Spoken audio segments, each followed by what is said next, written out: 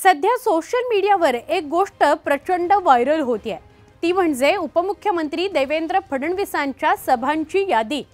राज्यातील उमेदवार फडणवीसांच्या सभेची मागणी करतायत, एकतरी सभा झाली पाहिजे याकरता आग्रह धरतायत। आणि ही मागणी फक्त भाजप उमेदवारांची नाहीये, तर शिवसेना, राष्ट्रवादी काँग्रेसच्या नेत्यांची सुद्धा आहे। मास लीडर देवेंद्र फडणवीस अशी प्रतिमा तयार झाली आहे का? सध्या देशात दोनच माहोल आहेत, एक IPLचा आणि दुसरा लोकसभा निवडणुकीचा।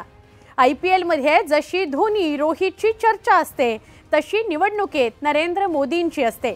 पण यावेळी राज्यात आणखी एका भिडूची चर्चा आहे, ते आहेत उपमुख्यमंत्री देवेंद्र फडणवीस। यावेळी 48 मतदारसंघांमध्ये फडणवीस 100हून अधिक प्रचार सभा घेणार आहेत। नरेंद्र मोदी, अमित शहा यांच्या बरोबरीने राज्यात फडणवीसांच्या सभांची मागणी आहे।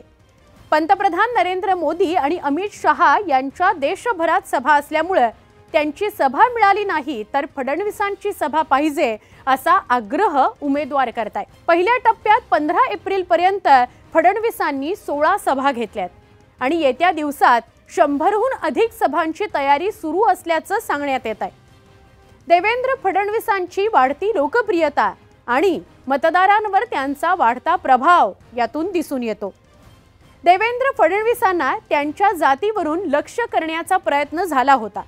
त्यांना एका जातीचा नेता अशी प्रतिमा निर्माण करण्याचा प्रयत्न झाला, पण फडणवीस आज मास लीडर बनल्याचं प्रचार सभांच्या संख्येवरून दिसून येतं।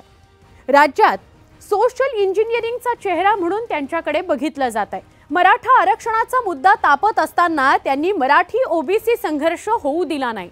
OBCंना विश्वास दिला तर मराठा आरक्षणावरही मुख्यमंत्र्यांसोबत तोडगा काढला। मायक्रो OBC समाजांना महामंडळ दिले। अहमदनगरचं नामांतर पुण्यश्लोक अहिल्यादेवी नगर असं केलं। राज्यातल्या प्रत्येक घटकापर्यंत पोहोचण्याचा प्रयत्न फडणवीसांनी केला।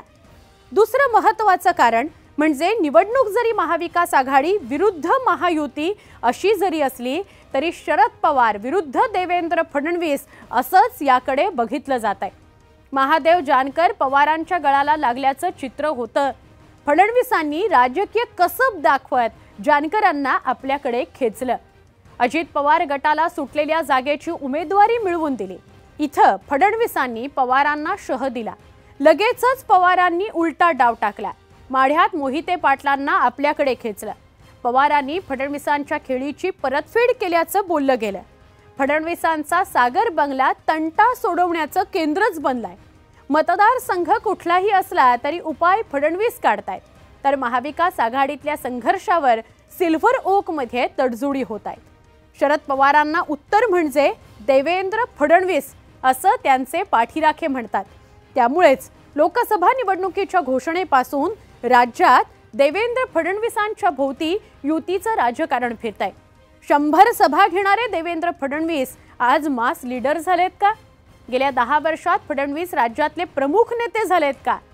तुमचं उत्तर कमेंट करून नक्की कळवा।